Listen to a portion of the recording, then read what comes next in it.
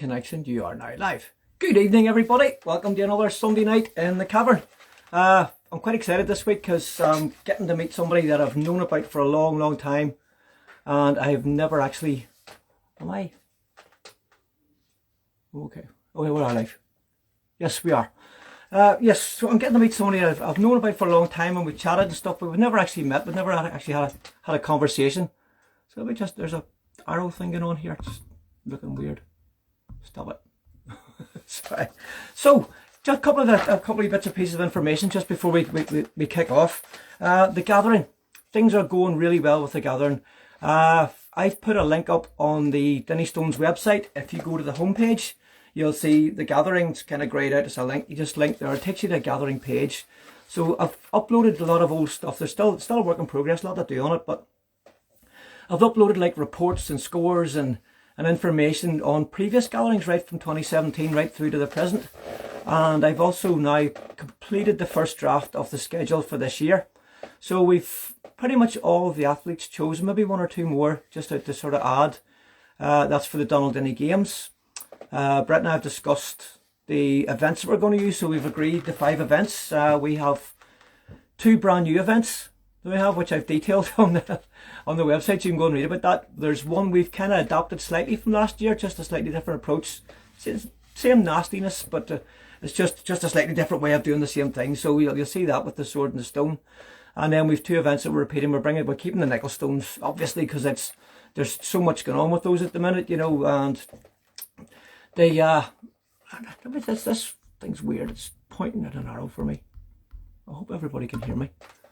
Yes, the nickel stones are on fire at the minute. I mean, they're appearing in Giants Live stuff. You know, there's just so much going on. So we thought we'll definitely keep those going for a wee while yet. We might want to mix it up every year and add new stuff, but I think there's a lot of life left in the nickels just yet. Over and above that, what else are we doing? We have about 15 Dinnie Stonelifters this year. What we're focusing on this year is brand new lifters. Because of the pandemic, there was so many people who actually couldn't fulfill their dream to come and lift the stones while everything was locked down. So they've obviously been sort of backing up, for want of a better word. So now that we're free to do that again, I thought it'd be only fair just to give people who haven't done it before a chance to do it, particularly for the first time. So we have roughly 15 challenge sort of schedule for that. So we're going to run event 1 of the games, then we'll have a session of Dinnie lifters. Event 2 of the games, then we're going to have some special stuff, which I kind of know what I want to do with it. There's a lot of kind of boxes to be ticked yet, but I'm looking forward to actually making an announcement about that, and hopefully that I'll be able to say something about that quite soon. Then we'll have events sort of 2, 3 and 4 and 5 of the and with just bits and pieces kind of in between with Dinnie lifts and maybe some walking attempts this year. Who knows?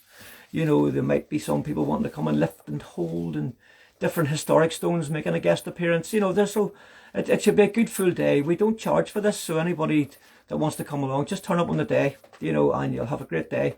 What I'd like to do this year, we have some new sponsors who very kindly donating some stuff for like a goodie bag for all of the competitors in the game. So I'd like to thank. I have all their logos on my website, and when you see their logo, you can click on it, takes you to their website. But we have BTB sleeves are coming on board. We have the Strength Shop guys have come on board.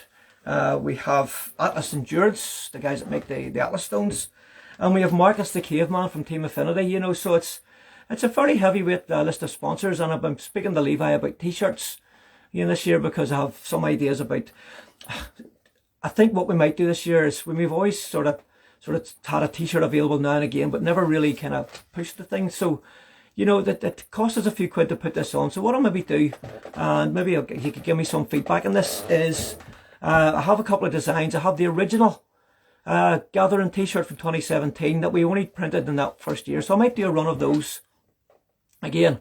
And what we might do then is just the normal black and white one, with the Gathering logo on it. We'll make those available. So if anybody wants any of those, just give me or Brett a shout. And what we'll do is then I'll just kind of take sort of pre-orders, and we'll get those printed up and out to everybody. We'll obviously be selling them on the day, but it's everything that we make on that, it goes to the running of the Gathering, and for all the insurances we have to put in place, you know, and we've got public toilets to put up, you know, marquees. There's a lot goes on and behind the scenes. So we'd be very grateful for your support, and you'll get a nice shiny t-shirt for your efforts. So back to this evening. David Horne. David Horne's a guy I've known about since probably in the 90s, late 90s, I think. David first lifted the Dinnie Stones. He's one of the first 10 guys that has done that. I first heard about him because I've always kind of kept an eye on stuff, you know, what was going on with Dinnie's, obviously, because I mean, it's been part of my life since I was 8. You know, so, and David was a very impressive character because he's a, I don't know if gripmeister is the proper word, but it's very appropriate description, because I mean, he is an absolute master of grip. And I think anybody who's into grip sports would know David, and they would know about his exploits over the years. I mean, I think he's been at it around about 40 years. You know, he's set more world records than he could shake a stick at, you know, and it's not only grip related stuff. He's a prolific stone lifter. He's into all-round lifting, you know, but sort of one-arm lifts, all that sort of stuff, you know, so he's got a good pedigree. One of the things that I noticed about him recently, I've kind of been watching a lot of stuff, is the steel bar bending. I mean, it's not just David, his whole family do it, and they're amazing at it, and the thickness of these bars. And in fact, some of them are actually quite small, look really, really awkward. So, I mean, the amount of forearm and finger strength required to do that. I remember Dad doing it, 6-inch nails, when I was a kid. You know, and it's such a thing now with all these different sort of class of nails. So David can tell all about that. But the one of the main reasons that I wanted to speak to David, he has a competition, and it's quite a novel approach. And I'll let David tell you all the detail about it. But in the off season, it's not everybody is crazy enough to want to go out in the winter and lift stones that are frozen to the ground. I mean, some of my pals are, but you know, generally in the winter, guys will train for the summer season.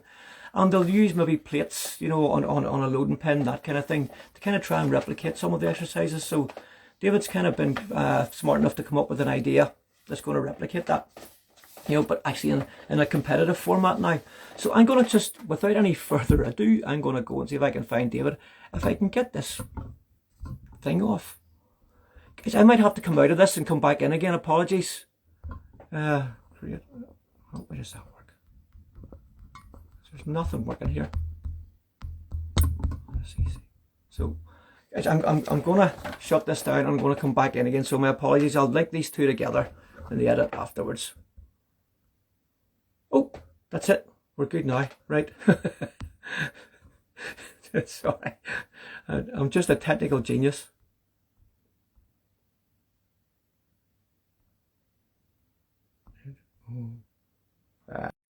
There. So I've now invited David, so hopefully David will pick that up and join me very shortly. David, come on in when you're ready, pal. You'll see a wee invite on your Instagram there. And hopefully you can join. David actually set up an Instagram account particularly for us because he doesn't have... oh, there he is. There's David in now. Good stuff. David, I've sent you a wee invite, pal, so if you just accept the invite, that should link us in the video. David very kindly just set up an Instagram account because he's only on Facebook normally, but he set it up particularly just for this invite, so I'm very grateful to him for taking the time to do that. So we'll just wait until David sees that. I'm going to wave at him as well. There you go. Hi, David. Oh, I'm just going to take a drink of beer while I'm waiting. Did everybody see the fight last night? I really hope. I mean, those are two amazing athletes, and win, lose or draw, I just hope that the two of them can find a way to move forward and be chums again. I found it very sad that the level to which those guys had fallen out, you know, to be two of the strongest men that ever walked the planet. You know, I'd just love to see them be able to make it up and do stuff together, because, I mean, the two of them together, you know, you can imagine what they'll be able to do. So, let's see what David is able to do. I'm going to invite David again. Need the latest version of Instagram to join. Oh dear. David, you don't have the latest version of Instagram apparently. So, let me see. So, I'll tell you what we'll do. We'll take a wee pause. If you can give us 10 minutes, I'll go speak to David on the phone and see if I can get his Instagram updated. And oh, there he is. He's trying. Hello. Good man.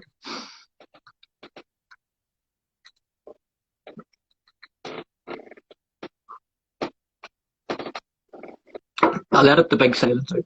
Oh, well, when we come to put this back on.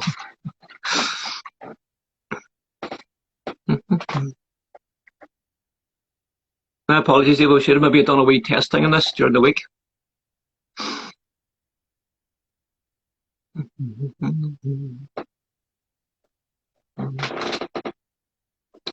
So my wife and I were out last night. We went to see an AC/DC tribute band last night, and I ended up playing a couple of songs with them.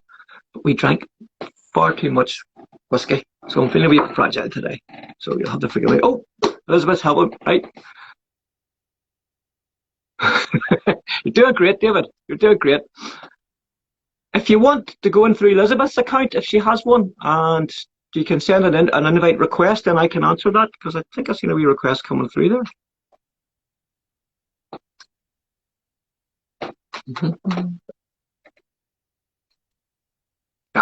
Right, we're in. I'm going to accept that.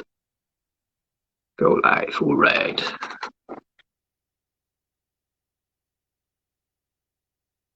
Any second now, David should be able to join us. And here he comes. Hello! Okay. Good man yourself. Can you put it up? Hello, Elizabeth. Thank you. Hi. Hi. Go on. Hi, David. Hiya, mate. This is. Just tell me you've had to do it on my phone. I've had to do it on Elizabeth's phone. Okay. I think that's not bad. Okay. That looks good. Yes, that's perfectly framed. There you are. Okay, that's good. I'm so out of my depth with electronic things and digital things. I would happily go back to 1970s and live that life. You and me both, brother. You and me both. Absolutely. Yeah, that was a good time to be alive. No, it was. You know that I love 70s and 80s time. I just think it was for younger. And I've got 6 children. Wow. So they're living in different eras, and my youngest one is 5, and so the life and the stresses that they have is just so much different to what we had as in that period of time. Okay, the stresses were different. Yeah, you had to graft hard. I started working straight away when I was 16. Me too. And kept gardening, and so you grafting. You kind of had a structure of where you were, work. Life was a bit rougher. I do remember it being rough, and you couldn't bullshit people. And if shit happens, you very quickly had to use your hands. And that's a totally different world to nowadays. I know, because I mean, you can be talking with like about 100 friends in one go. You could never have done that necessarily. Just when you went up the street, you knocked your mate's door, you brought an album with you under your and you stuck it on the turntable and you listened to the new album. That was the height of our. It was a super time. Also, you only knew a small amount, X amount of people in a local region. You did. Right, yeah. It. And if we look back on our previous generations, some people never moved. They never went out of a county. No, they didn't. No. I don't. There was people when my granny lived. That was stayed in a wee small village, and they spent their whole life in the village. You know, it's definitely different now. Travel has so much opened up. The internet has just opened up the world. Maybe I'm sure you're the same. You've got friends all over the world now. You know, interested in the same things that we're interested in. Yes, I have friends in probably so many countries, and back then I would have been, just say for instance, when I'm 16, I'm living in Preston in Chorley. You know, I'm working. I'm a landscape gardener. You go out at the weekends because that's where your money is. You go out for a night out. You go out and whatever, girls scrapping, and you're back to work on the Monday, and that was totally different. Totally different. But here we are in the technological age. You've got no money left. I'll be saying different. I'm a rock star millionaire. Of course, you know us rock star millionaires. We've always got our bank accounts are full up, you know. Well, you like your rock music, don't you? And you're in a band. Yeah, I've been playing music for about 40 years. I started when I was about 18. I'm 58 now, so yeah, about 40 years. I've been doing it. Actually, we're just celebrating 30 years with the show that I'm with at the moment. It's a Queen show, so it's been a long time in the road, like a family. I've always loved my music. I have a massive, for anything from classical to reggae, ska, club music, to I'm not a heavy rock fan as such. But my rock really sort of didn't really go higher than punk rock and indie rock. Yeah, I loved punk rock when I was 15. I think 15 was my first concert I went to.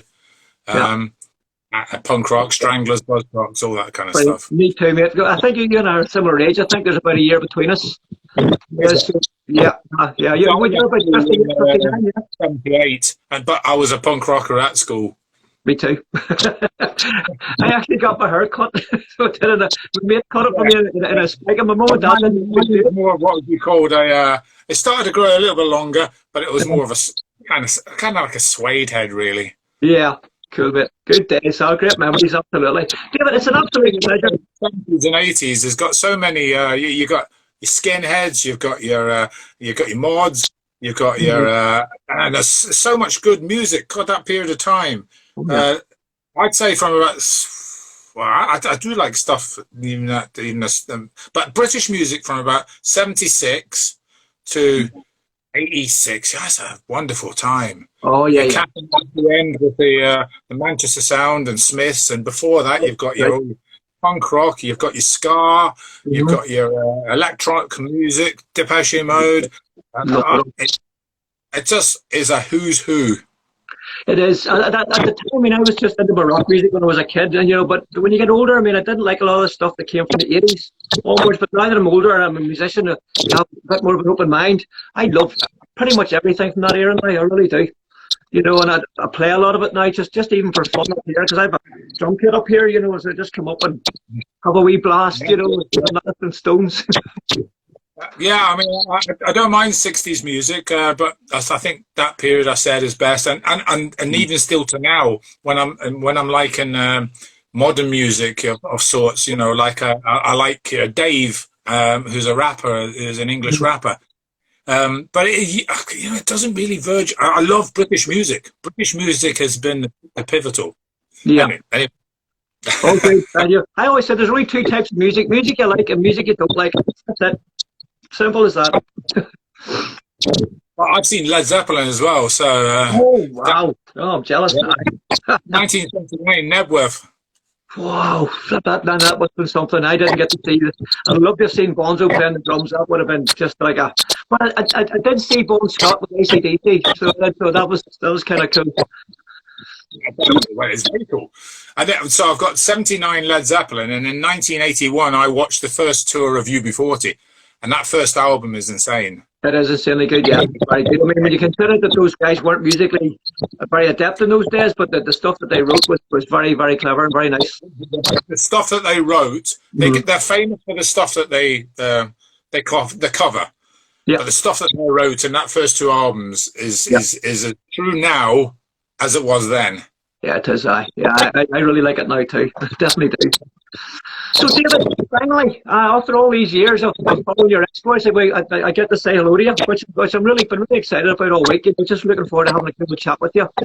And I love this concept that you've come up with because, there are guys who are really strong. Obviously, you're one of those guys, but there are some guys who are strong, but they also kind of lead the path, with putting competitions on, with coming up with new ways and new and innovative ways to lift. And I always like that about you because I know that you run things similar to Iowa, where you have all your grip competitions. It was a long time back. Look, I'm really pleased with I start 1986 competing, but I start training before that.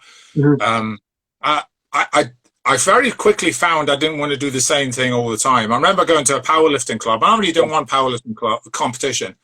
And, I asked them about some assistance exercises, and it came very quickly apparent that it was squat, bench press, and deadlift, which, of course, I still do. Yes. But that was not going to be me. And I'll tell you one other thing that this might be really quite useful for some of the people if they listen. I feel, because I've done a lot of strength sports, arm wrestling, to Highland Games, to strongman, to tug of war, to grit, to steel bending to you know, there's some more out there, strand pulling, you name it. It's been, I've wanted to partake in them all, and I feel it's been lucky on my joints because I've partaked on many of these, and it's spread the pressure on my joints. Yeah. Okay. So, they're not bad for my age. I don't have such a glaring nastiness, and I think that aids it. If I'd have done, because I would definitely take the things to as far as I can go, and if I did only one sport, I would really hammer it, I think. Yeah. So being in a few of them, it's helped. For I know exactly what you're saying, and I totally get the concept of that, because one of the things that Dad always said to me, and the things that he always did as well, he did a bit of overhead lifting, he did some lifting off the ground, he did a lot of sort of different types of exercise. One of the things that I noticed when I started, obviously, my own journey with the Stones, there's a chap called Tony Atchison from Scotland. And I'm sure you come across Tony. My dad had given Tony his rings and all of his plates because around about 2005 he was finished with all that. And so Tony took it all away, and him and a few of his mates, you know, trained up, and then they were successful at the Dinnie Stones. So I always remember Dad telling me when he was young about his British record in the one-hand deadlift and all that sort of stuff. And when I was out with Tony, I said, "You don't see that anymore." And he says, "Well, I've heard of an organisation called," and he didn't know what you called them. But he said, "There's an organisation that does that." So I went and I found Iowa, you know, and you know what? It was just opened up such a world of possibilities to me. Before Iowa, you've got Tony Guild's, Tony Cook's British All-Round Weightlifting Association, and of course before that, Baller from British Amateur Weightlifting Association, from, I think the rule book is written 1911. I think Thomas Inch has quite a big play in it. I think, I'm not sure, but I think it's 26 lifts that are in, of which there is initially the Olympic lifts, which are 5 lifts, which are clean and jerk, snatch, one hand clean and jerk, one hand snatch, and the press. That travels along quite a long time in format of those 5 lifts, and using sometimes in a different format, and then eventually it gets to a little bit later on they drop the 2 one-hand lifts, and then it gets later on where they drop the press. And that's where Olympic lifting is. And of course, somewhere I think it's about 1960s, Baller wants more athletes in. So they create what's called a strength set championships. And the initial strength set championships is, let me get it right, is to bring bodybuilders into weightlifting, because they noticed bodybuilding was really popular and Olympic lifting was dying on its arse. And so they brought in bench press, squat, and curl. Well, the curl, which is great. If you do it, what they do it now, with a bum back and head against a curl championships, I like. But they didn't. And so very, very quickly, Olympic lifters became that they got more and more body movement. And eventually it certainly looked way more like a cheat curl. So they dropped the curl and put the deadlift in. And that's what you have modern powerlifting. There you go. See, I love all that history, David, about that. Obviously, I know a lot about the history of the Dinnies, and that's kind of my area of interest. But I love now that I've got involved in this, is finding out that, see, hear stories. I heard a story the other day about the origin of something, and it was so far off the mark to what I know happened because I was there. You know, so I was able to put the chop right, you know, and it's how things get started. Always go to your earliest source. I mean, that all behind me, the whole of that wall, all the way down to the floor and all the way across there, they're all physical culture books and weightlifting books and strongman and everything, really. All that. There's a load of rubbish in front of it because this is the office as well. But I've collected a huge. It's not as big as David Webster's, who I've been to David's house. It's a collection. It's certainly probably maybe second biggest in Britain. And it's been used for. But I started collecting basically in 1986 when I started competing. And boy, I'm really glad I built a huge amount of my collection back up in the 80s and 90s, because, you know, same as everything. Everything was a lot cheaper then. I remember yeah. But I think one of the beauties now about we're talking about technology, you know, is that we can actually access a lot of that stuff now through things like eBay, where guys have it, and there's actually an outlet to see who has what, you know. So if you have a gap in your collection, it's great to be able. I would collected Spider-Man comics, you know, and I was able to find the ones I missed, you know, that I hadn't got as a kid. Yeah. Well, look, you know, back, I've also a passion in my life, and I have done the job because I've worked for myself for quite a long time. But I've also sold antiques and collectibles and books and stuff. It's a real love. But nowadays, you know, with the internet, it makes things a lot easier to sell, also to research about unknown subjects. Although you should always know about your subject, because back in my day, when I'm writing these books in the early 90s and stuff like that, I'm having to go to the British Library. I'm sitting in the British Library for a week, or the British Newspaper Library, or various libraries around Britain on microfilm and microfiche machines, going through some newspapers from the 18th century and stuff like that. Fascinating, wonderful, loved it, still do it again, love the format. But nowadays you can go on and find out a lot of information. The problem is finding out the right information, because I go to the original of the original source. The original source is always the best source, because that's the source that you're going to read, and with your knowledge you should better ascertain what really went on.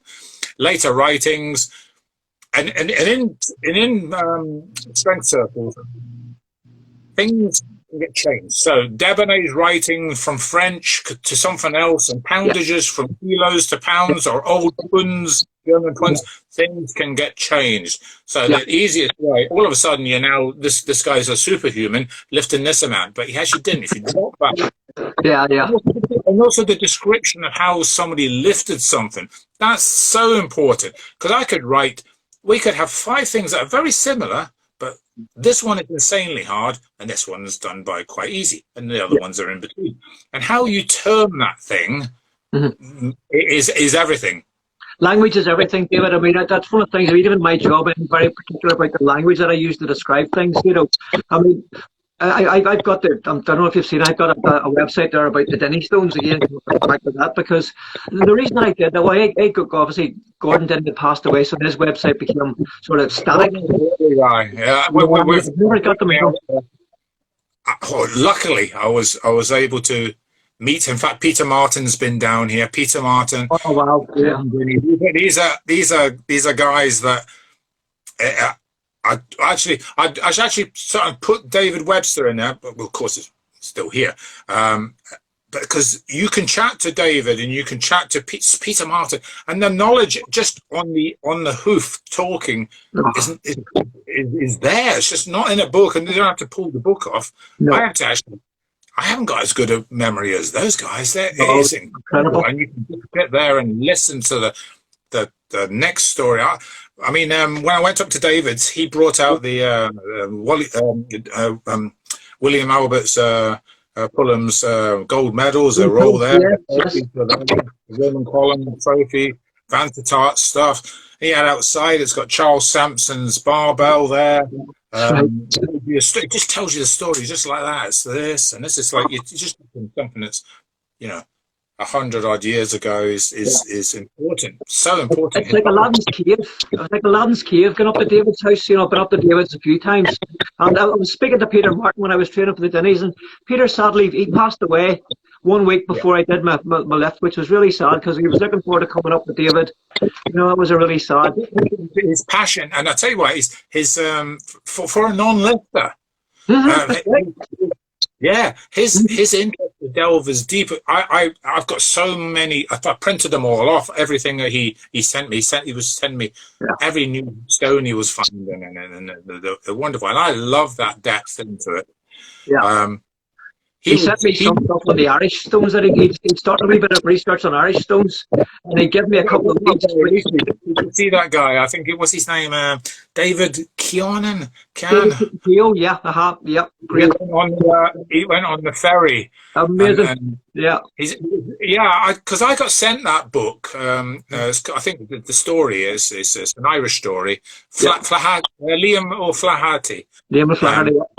That's it. And it's about an old man there sitting there, and he's reminiscent about, when he was a young man, all the girls there, and he was the big cheese there lifting the stone at will. And he sort of like, maybe I can lift it again. Hands in his hands, and it dies. And I thought, what a wonderful way to die. I know. You sent me the link to that. I read it immediately. Now, I've been in touch with some guys. It's another gentleman who lives on the middle of the Aran Islands. It's called Innismeen. And I got that contact through a friend she's a journalist, and she was somebody who lived on the island, who spoke to her father, who spoke to somebody else, gave me the number. So I've spoken to him now. Obviously with lockdown I couldn't get across to the islands, but we can do it this summer. So it's a motorcycle trip across there, because he said the stones are actually still there and they're still used. The practice, the practice changes, it's on your shoulder, it's waist height. So these guys has to lift it as high as they can. So whoever lifts it the highest would win whatever the challenge of the day is, But let's just go back to you talking about the language that people use on these things. One of the things I was very careful about with the website was that we described things as accurately as possible, so that people knew exactly what I was talking about. Because talking to David, I've tried for so many times to find out any information on how Dinnie carried the stones. And that's a big question that I don't think we'll ever get answered. It's not there. It's not there. I mean, I've done research back onto. I've got a particular old school favourites, Thomas Topham, and it's still got his wrong date of birth on Wikipedia. So I went back to the newspapers and the various council offices and got the rates of where he was living, all sorts of things. But you can't just read. And look, various writers like David Willoughby, even Leo Godrow's Anvil's books, and all these ones, they all stem from looking at some of there's a book called Wonders of Bodily Strength, and various other ones. They're picking up that piece. Willoughby has, and prior to that, Godrow. But if the error is already there, it's coming all the way through. But they in fact, they incited me a lot. Well, actually, the main ones was David Gentle and David Webster. They incited me to really love strength. I would buy the 1980s bodybuilder magazines just to read David Webster's articles on strength. Yeah. The influence that David's had, incredible. If I could suddenly finding old books on Saxon and that you really 1980s. There was nothing. I was reading that and I just fell in love. And I still have my favourite three strongmen, which are the same ones that I really kind of fell in love with then. And that's Alexander Zass, Herman Warner, and Louis Ooney. And they're my three all-time favourites. And I'm lucky to have been down to see Alexander Zass's grave, just bending there. Those three are just pinnacle in my eye. Now I have lots of friends in the modern strongman world, including Eddie Hall's been here quite many times. Yeah, and they're all great. They're giants, but it's such a different thing. You can't even compare them. No. It's like to be the same as comparing motor racing in cars then, motor racing in cars now. Yeah, which is the better driver? Well, we don't really know, because we're not taking this driver to drive in that, and we're not taking this driver to drive in this. So what we have to say is they were all great at their time. Greats of their time. You mean, look at Kaz in his day, and I've been fortunate enough to meet Kaz. He was a hero of mine. It was I think 88, and he was showing me how to throw a caber. Lovely man. I really like Bill Kazmaier. Yeah. And so at that time, you're thinking, oh my God, Bill Kazmaier is the greatest of the greatest. And quite. And then the next minute is John Paul, or there's various other strengths, man, of all different sports. I was talking about arm wrestling. I know. Still there now. Yeah. That's what I would say is, it's easy to win one championship. No, hard to win one championship. Really hard to win a lot of championships. Yeah. As in insane to have a long career. To have a long career, yes. You've got to also have a bit of luck, i.e. not having something serious that finishes your career. Yeah. Some careers, are shorter than others in all sports, really. For everything from football to traveling or anything. Yeah, well, when you consider how extreme some of the lifts that we see the modern strongmen do, or even Stonelifters do, and if you get that wrong and you get an injury on that, it can be pretty life-changing, I would imagine. It's just with the sheer weight involved in some of those things. The guys now in strongman competitions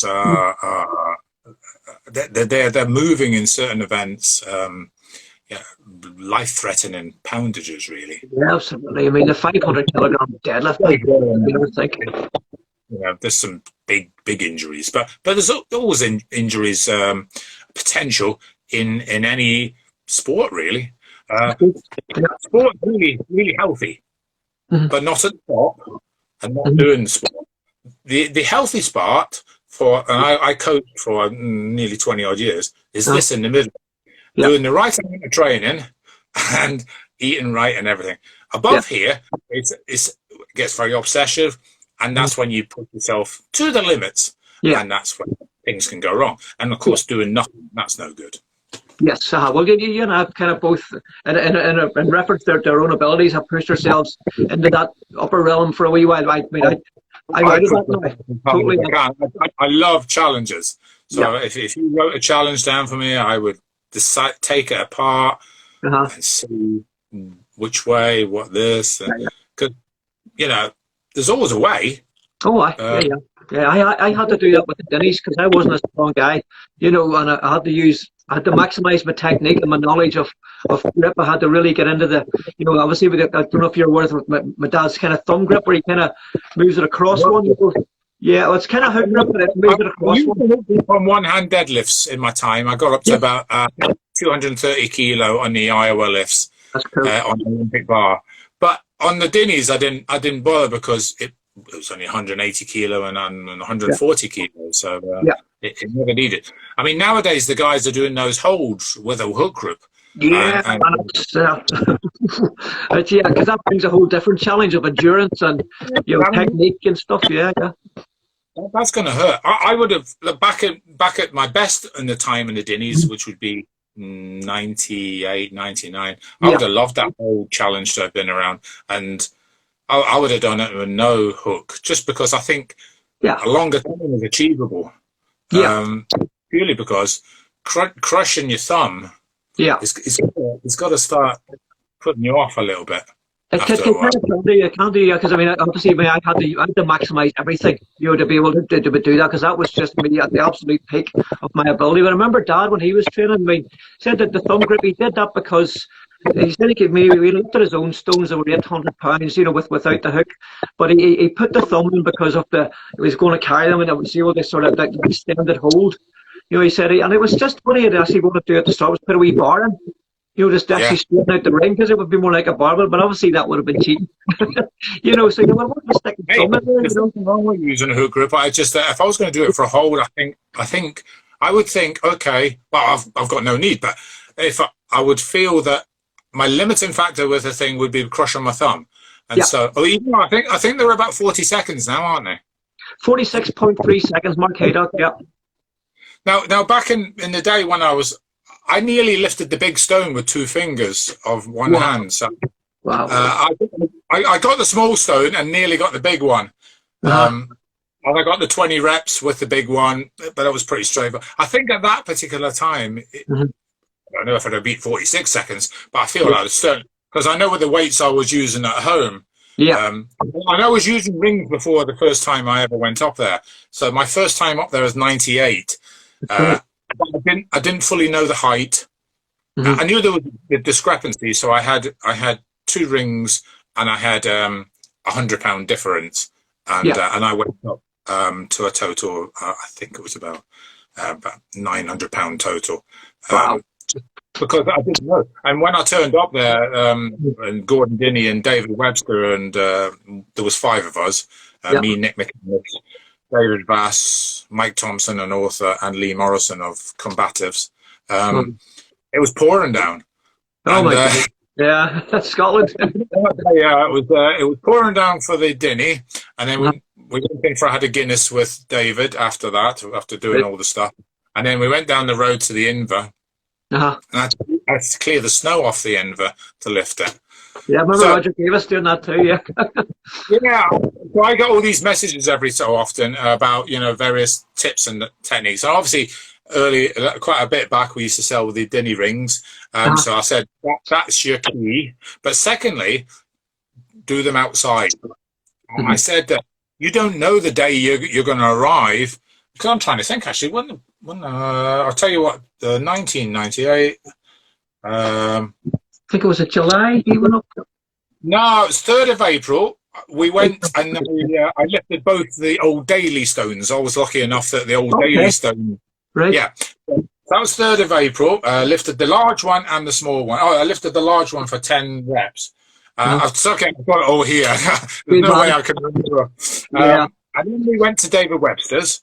And then on the 5th of April, we were at Potark. Lifted the 2 of them 3 times. Lifted the large stone for 20 reps with the right hand. And then we went to Crathie to lift the Inverstone. I lifted to the neck, chest height. And that was the trip, and it was wonderful. But I was lucky enough to lift those lovely stones. They're still shackled, the old Daily ones. They are. There's an ongoing thing with the council. Try and get them unshackled. There was a girl called Cara Shawn, had a few like Jimmy Gorin and that, but pushing really hard at these guys to open up the light guys, because they can see that there's a big community now and it's growing. But I think they're just too health and safety at the minute. There was a guy who was supposed to fight. I really like lifting those kind of stones because they're you don't. I've lifted all sorts of stones, and there's some you look down and it's like you've lifted a cheese grater. They're that lovely blue stone, and it's you could lift that all day, and you're not going to get any abrasion on your forearm. Well, there's been a lot of emails I've exchanged, particularly in the last sort of year or so. And I think that there was one guy in the council who was all for it. He thought, yes, heritage, culture, let's open this up and grow the thing. Then there was another guy, probably from a different department in the council, but no, health and safety. So it's frustrating, but I think that we'll probably get there eventually. Yeah, I mean, there's lots of things gone too far, and that's certainly one of them. Health and safety. Yeah. It's kind of strange. I find that what we have is older people bringing health and safety, and they forget that actually when they worked, things were a little bit different. They were a lot less safe than they've been. I can tell you, flip me. Well, you go back to factory. Yeah. Talking of shackle stones, I was also lucky to lift the blue stone at Seaton up in northeast. Where was that? I'm trying to. That was about. Sorry, bear with me here. There we go. It was 1999. 24th of May. The Delaval Arms, Old Hartley. It was the big blue stone they have there. And the council. It's all put in. It's the one that Willie Carr lifted. Other people have lifted it in Norman Bourne, who ironically had his granddaughter got in touch with me. It was lovely. She sent me all various posters of it. So that was Norman in the 1930s. But then they'd cemented it into this thing outside the pub. It's a ginormous stone, and it's a blue stone. It was probably the heaviest, biggest stone I've ever attempted and lifted. And I mean the one at Wales, the cricket stone's a big stone. That's the 170, isn't it? Yeah. That's 180. I think that's 180. Wow. That's a big stone. But this one at Seaton Delaval took me on the 6th lift. In fact, I couldn't take my belt off for about 3 or 4 hours after. My back was like it was in. It was. But they had David Webster there, and they had BT Northeast and everything. And also, not only was it huge and blue stone, but it was back heavy, and so it takes you X amount of lifts, but also back heavy and side heavy. Okay, right, yeah. That's the imbalance. That's a big thing about natural stones. Well, this is all the joys about that. obviously, if that was on tap all the time, you would soon get used to that. But I had to get used to it. So every time I was moving my right hand further back, so eventually I got it 1 inch off the floor. But I thought, and I know what I was lifting there on stones and stuff on the floor. I kind of feel it must have been 220. Really, 220 natural stone, and you got it off the ground. That's... I've got photographs of me standing beside it, and David Webb's beside it. It is ginormous. It's like a whale. It's like a beached whale. Definitely the biggest stone I've ever seen. Yeah. Have you got information on that? There's a site that it was Peter Martin started the site, and James Graham has taken it over now, and it's the Old Man of the Stones, named after Peter Martin. And the Old Man of the Stones site, yeah. He documents a lot of that stuff, David. He would love to hear stuff like that, what you've done, because I mean, there's probably a lot of stuff that you have yourself. English Stones on. I'm not sure. I would need to check. Well, but I mean, it's something. If they're watching or they're just get in touch, because in fact on I'm trying to say we've got photographs of it. Just I'll tell you what, here we go. I'll just rotate this round, not touch anything. I'm turning to the side here.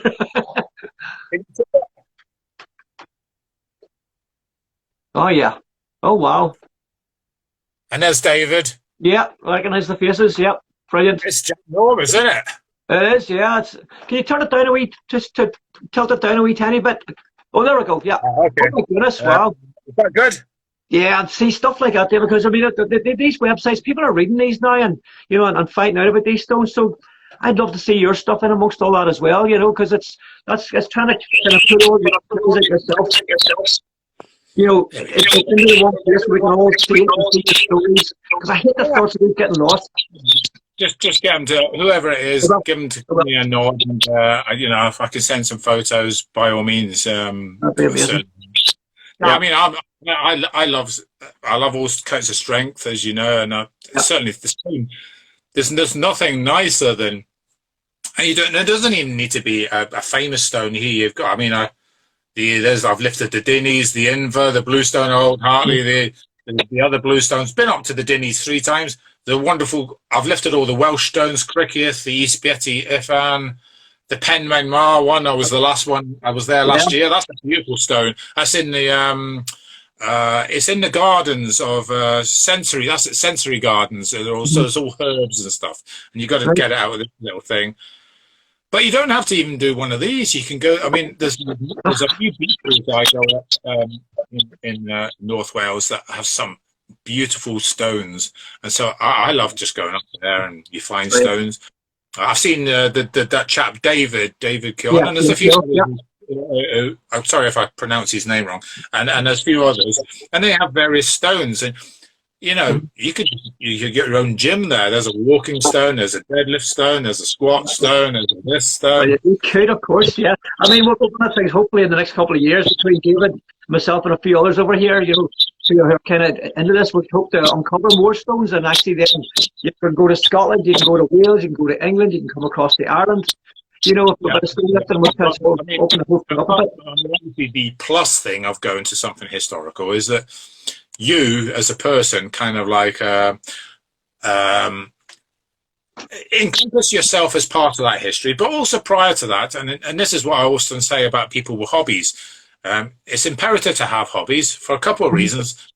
Hobbies are good for your brain, but you also learn about things, because usually there's no matter what your hobby is, comics or anything, you learn about those particular things. My sons collect, my big boy sons, they collect comic art now. Oh, wow. And, well, they have their own businesses, and so they've been lucky enough to purchase some absolutely insane stuff that, well, one of them, he just used to love the 2000 AD back in the day, and I remember. And now I had issue 1 of them. I had issue 1. I had issue 1. So he's got quite a few original Simon Bisley artwork. They also love the Conan. So Alex, my youngest son, he's got quite a few Ken Kelly pieces, Boris Fahil's art pieces. and the one of the artists from Savage Sword of Conan, I've forgotten what his name is now, but yeah, so the comics, but you learn about all your peripheral stuff there as well. So yeah, I remember all those comics when I was young. My granny would always have bought me comics at the weekend, you know. So the Conan 2000 AD, a lot of those that she would have bought me back then, as well as my Spider-Man and you know, my Marvel stuff as well. But I loved all that. But the artwork was incredible. You know, I mean, you always felt you he was a real person, you know, because the artwork was so... you got Frazetta, Frank Frazetta, and Alex is very lucky to have one Frank Frazetta piece. These are insane artists, you know, Frazetta. But yeah, you got Slain. Actually, that's Jason's favourite 2000 AD is Slain, one of the characters in 2000 AD. That's his favourite. I remember Death Game 2000 and Judge Dredd all came from that comic way back then.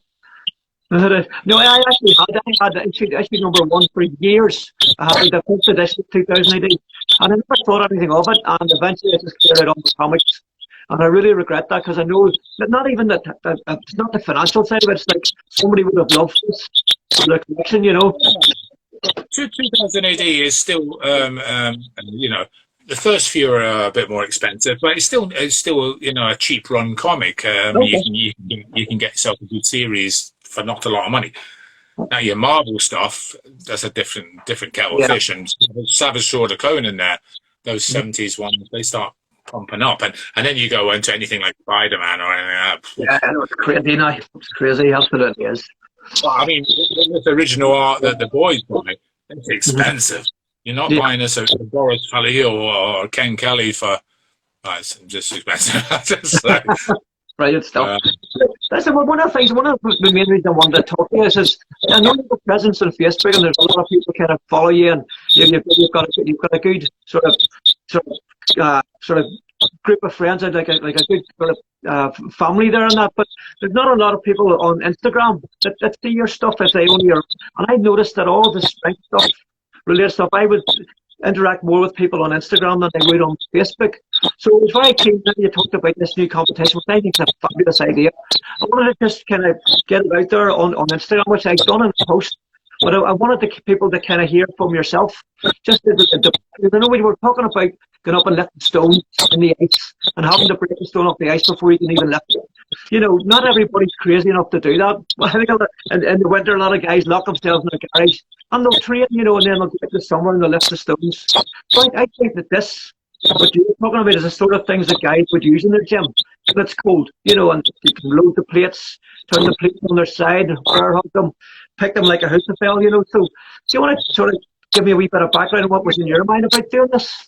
Well, first of all, this is exactly the way I trained for all the stones right back in that 1990s, and still do now. Wow. Because I could get more and more stones in the garden, but it seemed like, you know, pointless, and they're all a little different shape. So I just wanted something fundamental, same shape. I know then my strength is increasing, etc., etc.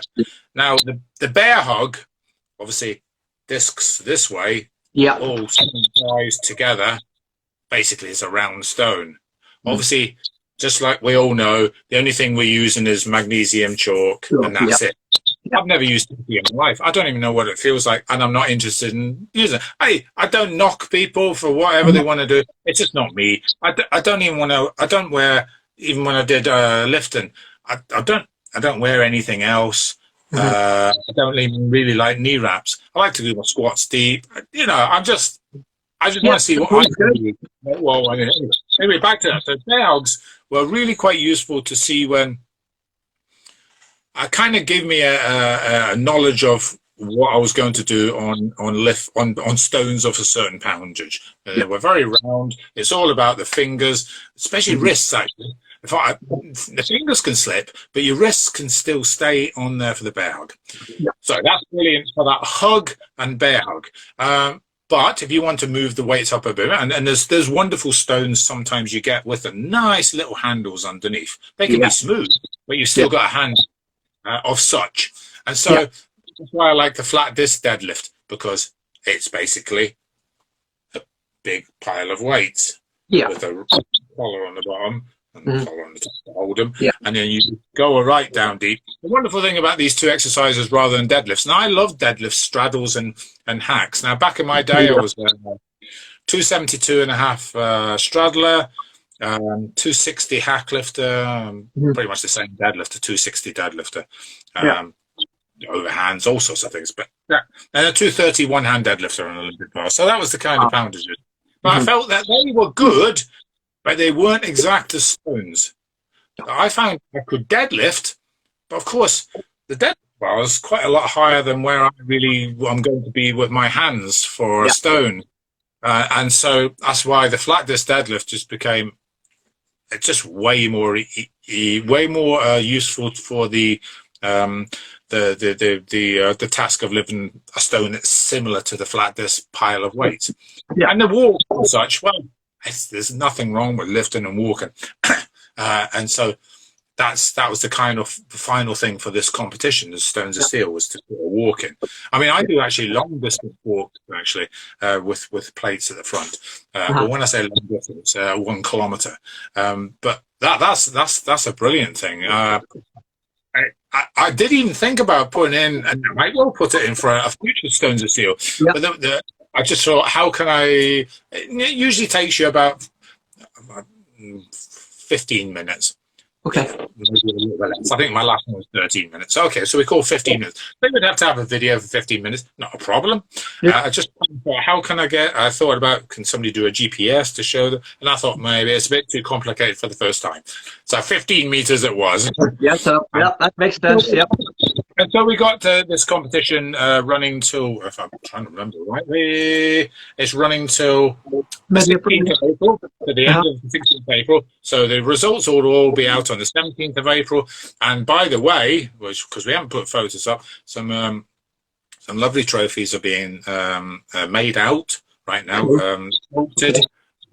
So it could be but they are lovely. They will be lovely, and so they will be for the top threes. And the classes, so the events are flat disc deadlift, lift, 8 inch. And obviously, what you do is you video. There's quite a few. Steve will show you the video rules and the pages to this. 8 inch lift. It's dead easy to show this on, because it's all on the video. A flat disc deadlift and walk 15 meters with 7.5 meters, foot over and 7.5 meters back. And a bear hug deadlift was 8 inch.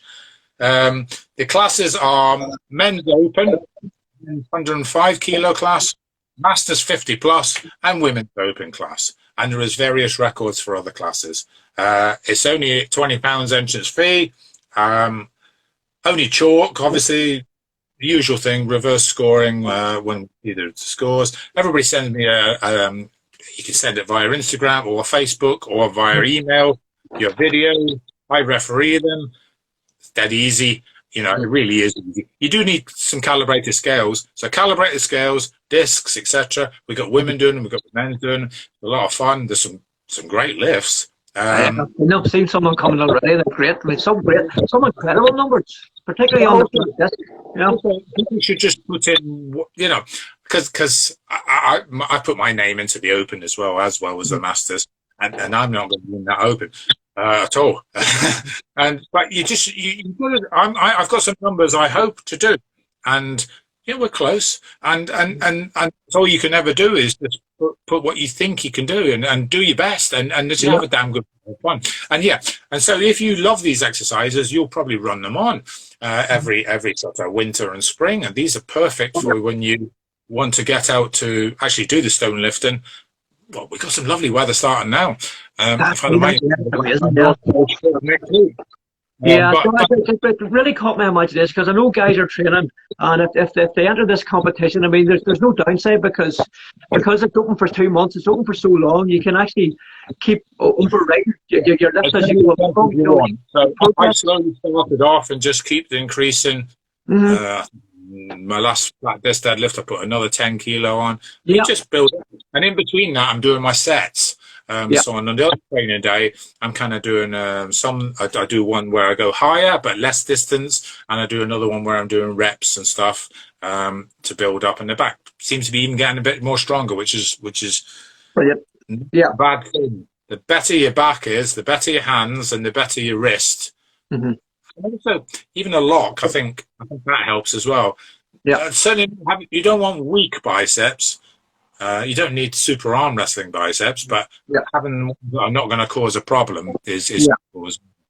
Yeah, and I think it'll start helping guys build tendon strength and all of that functional strength that they need. So whenever the summer weather does come, everybody's ready to go out and start lifting natural stones as well. So I think it's an all-round win-win for everybody, you know, because I mean, there's Mark Sheriffs. It's just, hi, Mark. Mark was he's an incredible Stonelifter. He's the same age as us. I think he marks about 57 now. You know, he's just won Scotland's strongest man in the Masters division. You know, and he loves it. So I think that things like this is right up Mark's street. You know, these guys not fully understanding of the rules, get in touch with me by any of these social medias, and I will just send you the link to the rules and all the videos and try to help anybody as much as I can. As I said, what was the date today? The 20th. So you've still got nearly 1 month to go. You can see some of the results are all up. I'll put another ongoing results up in the week. And and there's records, there's world records to shoot for, which we chose together, me and Martin.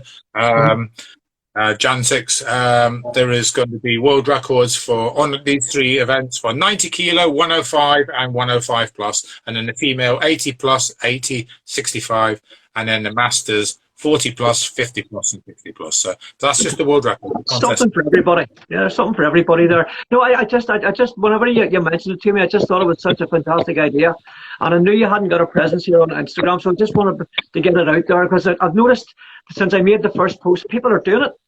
You know, and they're just doing it in the garage. So I'm like, come on, get involved in the competition. You know, let's make this thing grow. You know, 20 quid. Okay, yeah, 20 quid. I must admit, I filled my I filled with diesel today. It was 75 quid. Oh my goodness! It's not getting any cheaper. I don't usually fill the car. Elizabeth does. So I went, fucking hell, when's this number's going to stop? Tell you what, I mean, I'm lucky enough. I'm like you. I can train at home. I've got all my weights and my stones, my stuff in my garage. I'm actually working from home these days, so the only time I go out is really with the band, and the band pays the fuel. So I'm glad I don't have a big fuel bill, because it's crazy. Look, anybody who wants to get in touch with me, you know, it's a score. It's not a lot of money, and you never know. There is 12 beautiful things on offer, and you might be lucky. Yeah. We did a thing, it was 2 years ago. It was the first time that the pandemic had really kicked in, and I was planning, obviously we were planning the gathering for 2020, but it couldn't happen. But I was determined. I didn't want to lose our momentum, and I didn't want to just do nothing just because the world was locked down. So I thought, we'll do a virtual, just like this. And we got a massive response to it, you know, from people from all over the world. You know, I don't think I did the gathering one at all, but I did the Ard Blair Stone did one. Ard Blair's, that's right. Charlie did that. That's right, and it was the same. I think he got a great response. I stuck a stone on my back, and then snapped a bolt. I'll tell you what, I took about, I don't know. I mean, I can snap things quite quickly, but this was about a minute and a half, and by the lifting again all onto the back. God, when I took everything off and the video was finished, I was knackered. Yeah, I'm sure you are. Yeah. Thing to do.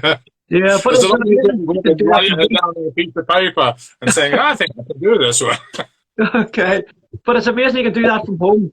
Set it on the internet, and everybody gets to compete. You know, people of all ages, people of all, you know. We've done quite a lot of online tournaments for about probably about 6-7 years.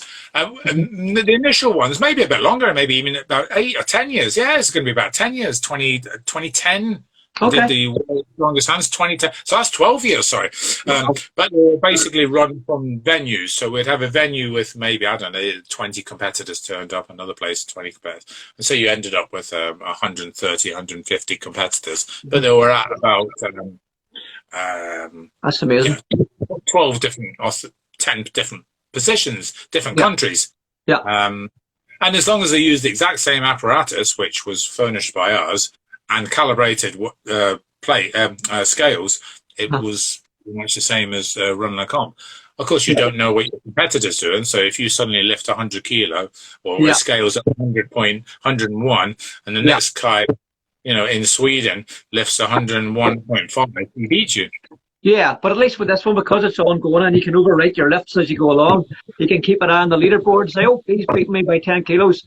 And if you go to try and chase that, that's what I like about this, that there is a bit of time. It's not just far the one lift in. One of the reasons why we brought it in then was that people were a bit short of cash to travel. I mean, look, if you go and just, for instance, go to America for a grip competition or any competition, by the time you brought in your fly, I mean, my last time I competed in America was 1992. Yeah. And I competed in World Arm Wrestling Championships Italy, World Arm Wrestling Championships Poland, etc. And Europe's a little bit cheaper, Sweden, all sorts of places in Europe. But you go to America, and I remember back in 92, it was really, by the time of everything I got, it was £1,000. And I was lucky with sponsorship. It's expensive. It's expensive to do a grip competition. If you, in theory, have 120, 130 competitors, and if they're all jetting around everywhere, in theory, that's over £1 million. And it'll save just by doing it in a small, localised event. So it kind of works. It does work, because I went to the Arnold's in 2017. It was a fortune to get across there. And obviously, because I was competing, it was paid for, but I brought Heather. So I had to pay Heather's way, and it was, I could see somebody going out there on their own steam, it's like for professional golfers. Elizabeth's done World Strongest Women, 2 of those, and one of those was in Poland, and luckily a huge amount of it was all paid. But the ones that aren't paid, it's like, it's accommodation, this, that, and the other, flight, blah, blah, and it really is £1,000, and it's like, well, it's £1,000. I don't know, because I've done... I'll tell you what the number. Just so have a look. 268 competition days. So wow. 268 competitions. That's 268 days of my life I've competed, of which there's various classes and stuff. So it comes about 230. But now that's a lot of travelling, even to the ones in the UK. I mean, you're travelling. That's a lot of money. Yeah, it is, And for this, 20 quid and you're in with everybody in the world, and it's all coming in through the one. I think it's great. I think it really is, and it's probably going to happen a lot more. Because, there's nothing better than meeting up with everyone. Yeah, it is, and these ones that we used to run there, that you'd met up with 20 people, and then there'd be 20 people somewhere else, and 10 people there over there, and 15 over there. It was nearly as good. Of course, it's brilliant to go and travel to a country and compete, but unless you're earning really good, or you're a professional or even a semi-professional athlete, it becomes an expensive hobby.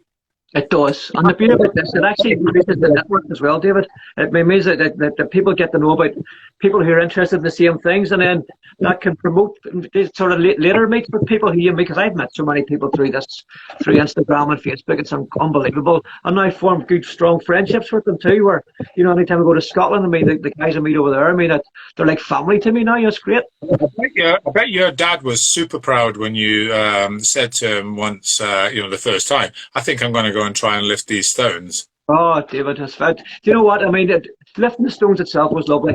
Don't get me wrong. I mean, it was a massive moment. But that's just a moment at the end of a long, long process that Dad and I went through together. Because I trained at home, like same as Dad. Dad never trained with anybody else in his whole life. He's just went to the garage and just did it. And he didn't really share stuff. He wasn't, because there was no social media. So him and I did that. I wanted to do the same way. I knew Jack Shanks back when because I don't even know what am I inside the top 10 lifters? I think you're about number 9. I think you're about number 9, and that includes Donald Dinnie and his dad. So you're about number 7 since. There's not many before, and your dad is one of them. There was I don't know. Sid Strachan did it without. He did. He actually lifted them without straps on the same day as my dad did the carry in June '73. Yeah, Sid Strachan was a lovely man. He's unfortunately passed away in a boating accident, but. I remember Ronnie Tate, who's a particular strong man in Edinburgh. He used to send me lots of information, and Jack and Sid was in various photographs and stuff that he would send. And I'm trying to think. Now, Dave Prowse lifted them, but he used straps. He did it in '63, same year as I was born. Yeah. So he did. I'm trying to think of. Give me the top 10. Can you remember it? I can remember some of them. So you have Imlach Shearers in there. You have Jim Spillane. Yeah, And you have my dad. You have Frank Civittoni. I've been over and stayed at Frank's house. I stayed here. We're so similar at times. I wasn't sure if he was before. He's about 1 year in front of me, Frank. Now he had a wonderful big one-hand deadlift. Now when I'm talking 230, he did 250. I think it's 251 or 255. Yeah, I know it in pounds. I think it's 563 in pounds, whatever that translates across to. Be been around the sort of 250 something mark. Yeah, that's amazing. Lovely guy. I met his dad as well, and the whole family. Over in Boston, they took me all around the place. And then they took me down to the Iowa Worlds in was it John Vernacchio's place in Pennsylvania, and I had class for 2 weeks, and it was great. Right, brilliant. That was amazing. No, I mean, I'd known about all those names all my life, because whenever Gordon Dinnie put his website up, I always used to keep a wee eye on that, when Gordon was around, and that's how I got to know about guys like Jim Spillane. And then finally, on my first Dinnie attempt, I got to meet Jim in person as well. Jim Spillane, isn't he? Yeah, he was 10 stone 4 when he did it, But back to your point about my dad, because the whole thing was him and I at every training session, and I originally started training in his garage, and then we moved all the stuff up to my house, and Dad would have come up every session. He was there with me, so that's the bit that I remember of that whole experience of working up to it. It was incredible, and I still look back on it even. It's wonderful, because I saved all the wee videos, and Dad's like you, he would have written down everything, all the weights, and even what plates he used, when he was making up. He did a 900 lift on the rings. And tell anybody about they're thinking of buying calibrated plates. First thing, save your money, buy a calibrated scale. Yeah. Buy a calibrated scale. When it arrives, it is brand new and it's calibrated with then go in, put the scale on a piece of wood or concrete, and scale every weight you have and write on them, and also write in a training book in case it comes off, okay? And I'll tell you what you'll find is I have 20 kilo plates that range from, let's see what my light is, 1885, and my heaviest 20 kilo plate is 24.5. Now, you need to put a few of the 24s on one side of your bench and a few of these 18s on this side. Those days you go, hey mate, if you've left a weight on. Yeah. Okay. I was using a lot of. I was able to get on with it. Tony Atchison was very kind to give me my dad's original rings and all his original plates, with the old 1-inch plates. Some of them were made by his friend, actually handmade plates. So Dad had to have them all weighed. So what I wanted to do was, I didn't want to get caught out when I went, because my dad had the weights written on, whether 55 pounds, 53 pounds. So I took them up to the weights and measures people, the guys who actually weigh the bags of sugar and stuff like that, because I had a contact there, and we weighed everything in a minute. Yeah. Before I bought a calibrated scale, quite a long time back, I was friendly with my post office. This guy.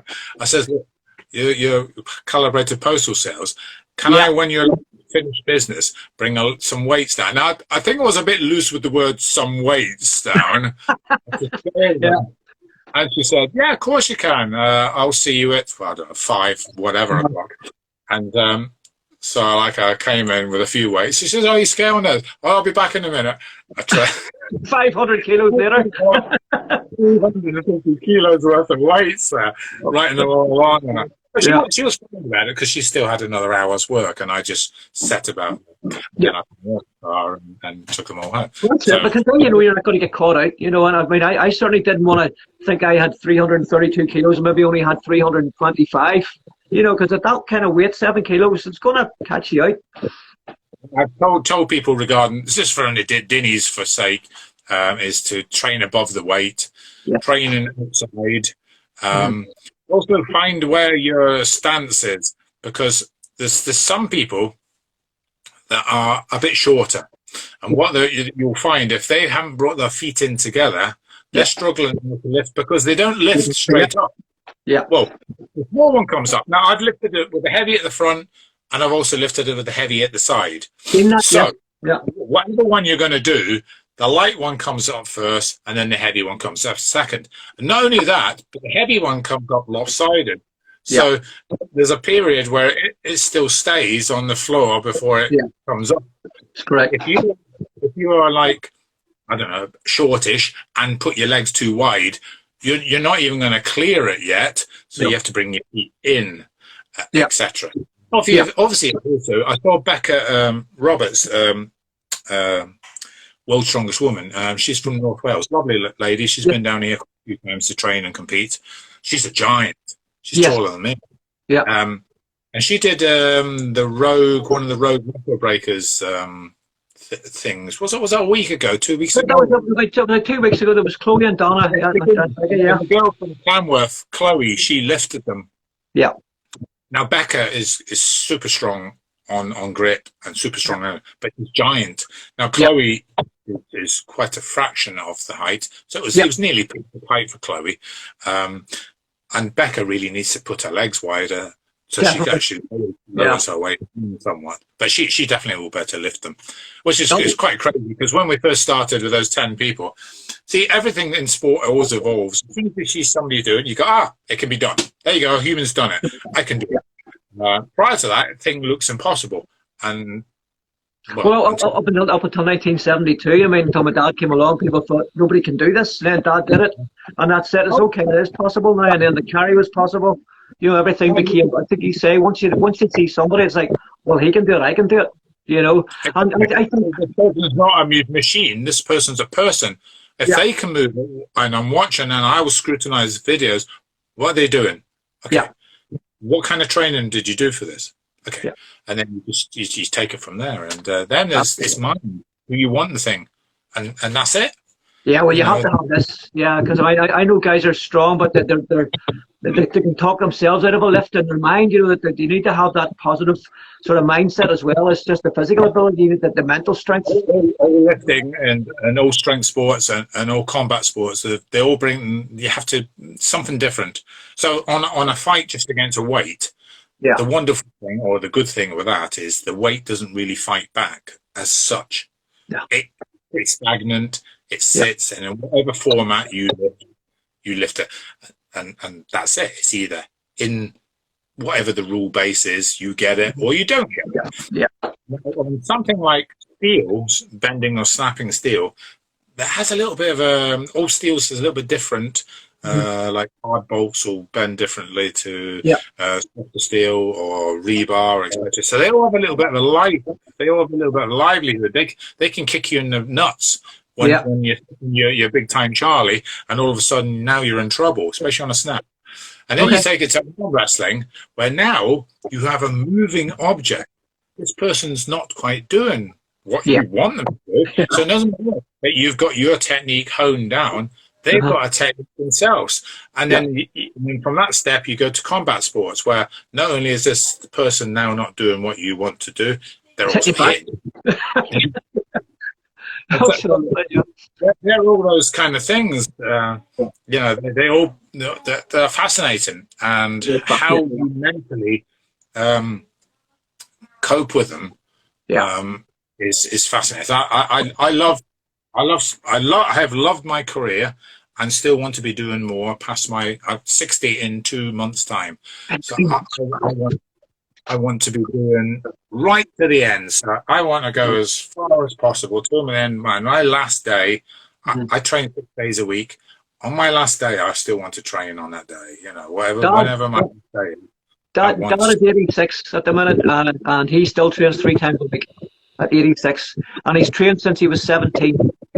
You know, that's amazing. Every week, it never misses. Never misses. Yeah, the obvious benefits of training physically, of course it is. Density of bones, less chance if you are going to fall off, cracking. The reason why most women break hips and bones is because they don't do strength training. They have that bone issues. So it just cracks like a piece of Edinburgh rock. And so physical things, but for men, and for men who it is mentally, it's a must. I try to tell people, train. Yeah. I have a few people I'm helping in that area, and I just, just it's surprising. It doesn't really matter the success or what sorry. Of course, the success. The success is you getting the gym, doing some stuff, getting the sweat on, getting some success on whatever you're doing. The endorphin, the whole bit, yeah. Holy moly. Yeah. I think it's because men we feel kind of like animalistic, and we've got to have, when we were brought into this new society where it's quite different, and I can't keep up with the shift in society. It's so. I know. I'm going to tell you, when you're talking about the benefits of strength, I seen the real benefit of strength with Dad when he had his operations. Dad had a hip operation, and he was up and about in no time because his tendons were strong, his muscles were strong. He recovered. After his first operation, he discovered he had a heart issue, so he had the triple bypass, and he recovered from that almost instantly. No, he did, because he just had the strength, and there was a guy with him. He didn't train. It's pretty similar to if you look at a car. If it's on its last legs, one little thing will finish it. Yeah. And in fact, COVID's shown that to be more than the high percentage of fatalities have come with people who are in this bracket. Yeah. Yeah. They've got issues already. And, right at the beginning, and now government, and I hate governments anyway, all governments. I'm not a fan. I don't vote. I'm not a fan. But right at the beginning and right now, we should be telling people to be looking at supplements, looking at physical exercise. This should be all that money spent, everything else left, right, and center. And how can't you have like a national program of physical education and nutrition? Because people right now are eating dreadful. Most of people are. Some food anymore. It's packaged gunk, and some people are so nutritionally deficit that it's unreal. It's like they've actually nearly starved themselves. Yeah. And so there is that should be. Of course, it won't be because there's no money, no bucks in it, and who cares? Yeah, but I mean, a good diet makes such a difference. I tried the vegan diet for a while. I watched that Game Changer thing, and it kind of struck a chord with me. And I thought I'll give it a go. And in every way bar one, I thought it was an amazing diet. I felt my gut health was better. I felt fresher in the mornings. I was mentally sharper. But the one thing that I couldn't do, David, I couldn't get my strength. Because normally when I know when I lay off for a while, I couldn't get my strength up. It was the vegan diet, just plants, plant-based. I find when I come back, say I come back to deadlift, normally start around 180 kilos and then work up from there. But I couldn't even lift. One big problem. I've chatted to a few people who have vegan diets. That they are nutritionally deficit in quite a few of the B vitamins, etc. I've seen vitamins, I took supplements and that. Yeah, showing on their nails and hair. Mm-hmm. It's not healthy. We just have to sort of kind of think of what we would be like a long time ago, and we would scavenge. We would scavenge for. We wouldn't. One thing we wouldn't overeat because, well, we have got that kind of thing to overeat. But we would eat stuff that's in season. We would slaughter and eat and things, a variety of food, and that's still pretty much on the dot of what we should be doing. In theory, if the thing looks like what it looks like in the wild, that's good. I.e., fish, that's good. I.e., it's a thing that's grown on top of the land or under the ground, that's good as well. Yeah. This is kind of, where we should be. And also, you can even take a little bit step. And I understand about people who don't want to kill animals. Yeah, of course. You have to sort of think of yourself, but that's fair enough. I understand people's. My daughter, she is. She's kind of like a vegetarian, but she eats fish as well. So she's done that for about a year. Yeah. And she'll eat fish, egg, milk, etc. She has a little diet of all the things. And I can understand why. I think she might have seen some video somewhere of something slaughterhouse. It's not a nice thing, of course. It's not. Yeah. But what's better than that?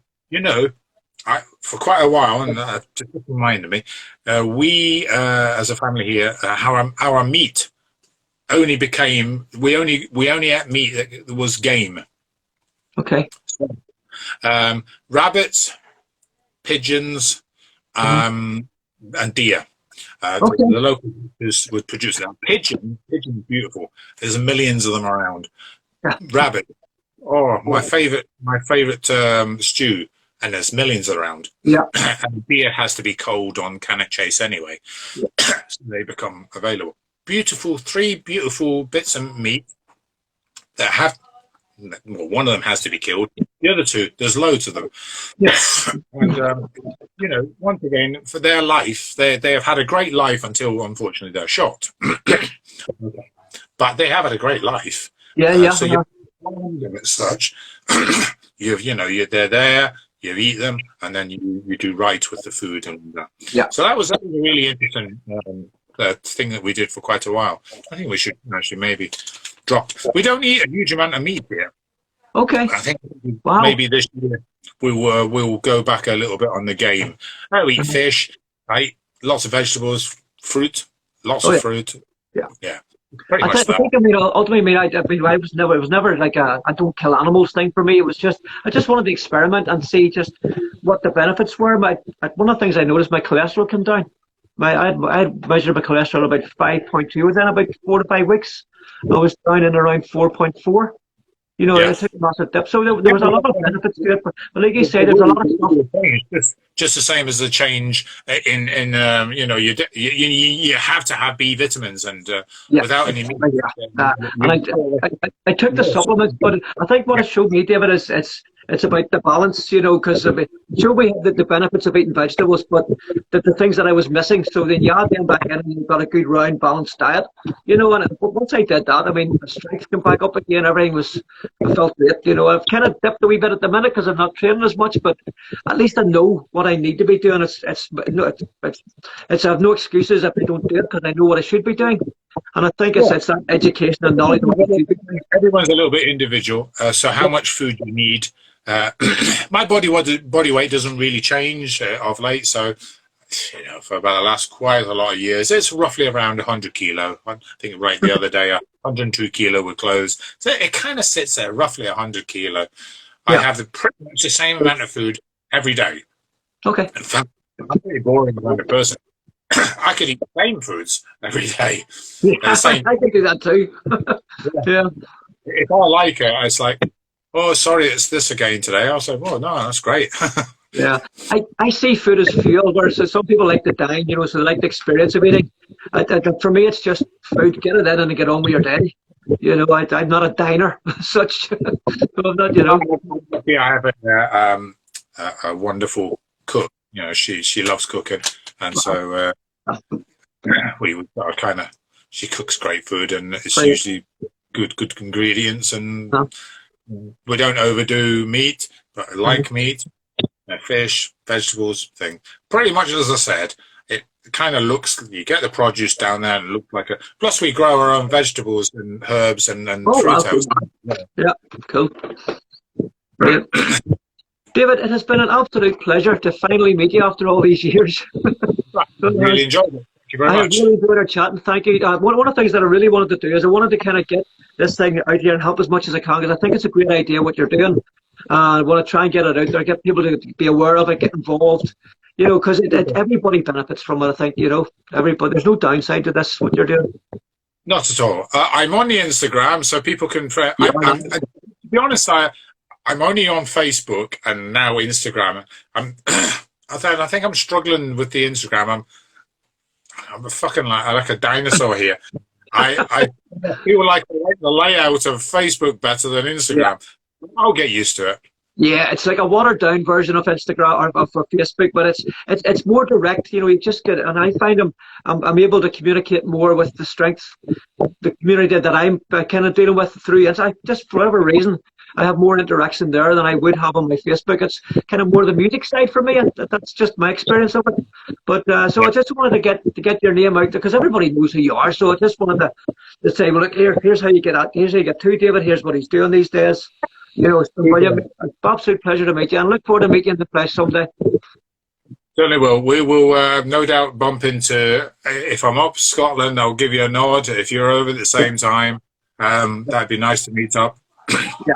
Well, we've got the gathering in August this year. You're always welcome to that. If you're anywhere down, I'll tell you what, definite. If you travel down to Southern Ireland and come across on the ferry to North Wales, I'll meet you up for whatever the Welsh Stones, if you're ever up there, okay? That'll be very cool, mate. Yeah, that'll be very cool. Listen, have a great rest of the weekend. An absolute pleasure to meet you, and we'll keep this thing going. Good on you, David. All the best. Cheers now. Bye-bye.